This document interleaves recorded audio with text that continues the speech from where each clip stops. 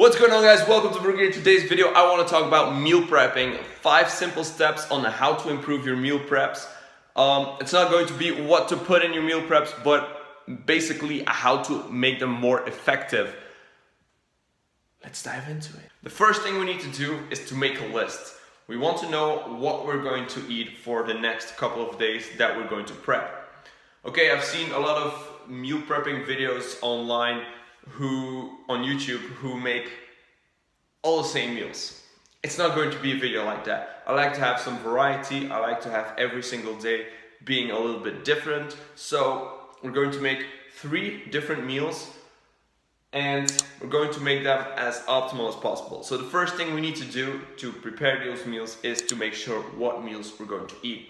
So we need to we need to make a list of what we want to eat, and then we want to make a grocery list so we are prepared. We don't have to start our meal prep and then have to rush to the store again and continue our meal prep. No, we can go in a continuous flow of meal prepping. Let's go. I've been making meal preps for about a year now, ever since I moved into this house. And what I realized is that you don't have to prepare meals for more than 3 days, because otherwise they don't taste as fresh anymore. So we want to really stick it to 3 days, for Monday, Tuesday and Wednesday. So now it's Saturday, so that means the last meal will have to stay good for 5 days, which is actually already a stretch, but it will work. The next thing that we want to prepare is our workspace. We want everything to be as clean as possible, everything is empty, and that you know where everything will go once you start cooking. Very important. So the stove is here, so that will be my main place. Here I will cut my vegetables. This will be like my dumping place where I put all the waste and all the things that I have left over. Will be where the dishes will be at, and here I'm going to put the prepared meals. So that is how you organize your workspace. If you don't organize it, everything will be laying around, the waste will be everywhere, and it's not good for the flow. So now over to tip number 2, we want to optimize our use of the stove. So that means that we have to take into account waiting times and to know which thing that we should do in what order. For example, carrots and potatoes take a lot longer than pasta, and meat takes anywhere in between. So what you need to do is to make sure that you do your carrots first, so you can put them on the stove, leave them there for however long they need to be there, and then you can go over to the meat, make sure the meat is in the pan, stir it up a little bit, and then you can go to your pasta, and then everything is nice in order, and then will come together at the end. So this is optimizing how you use your stove. Make sure that also you do a lot of things combined. If I'm preparing chicken and sausages, I will put them in the same pan. That is how I save dishes, and that's how I save time, because you can put multiple things together. If you have potatoes and sweet potatoes and you're going to cook them together, they take the same time to prepare. So it's amazing that you can put a lot of things together. Over to the time lapse.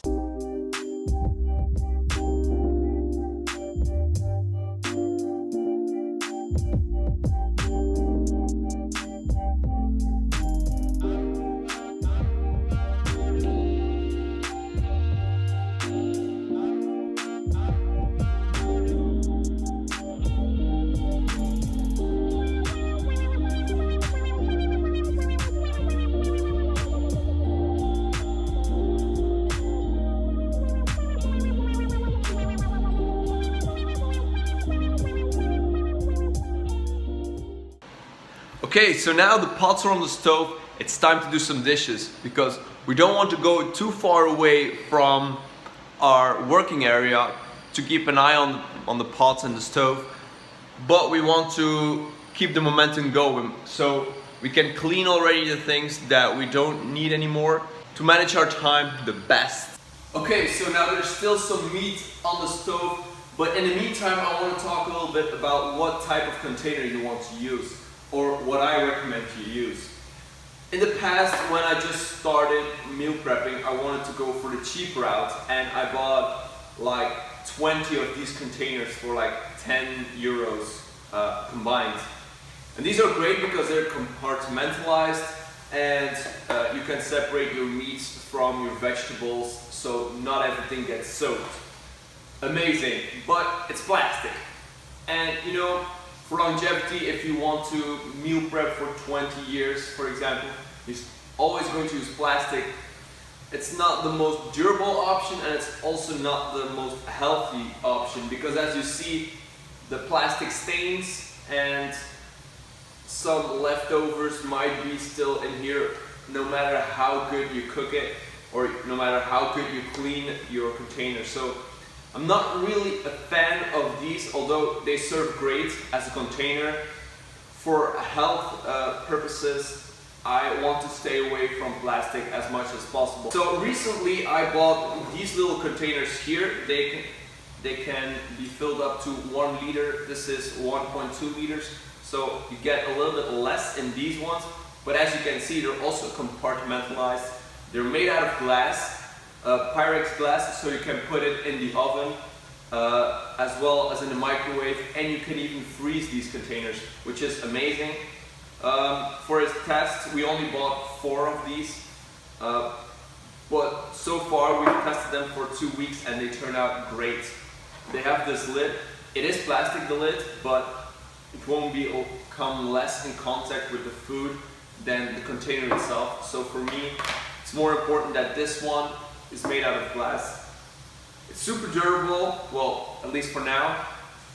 It's compact. It is a little bit more on the heavy side. This weighs 800 grams, while this one weighs only 50 grams.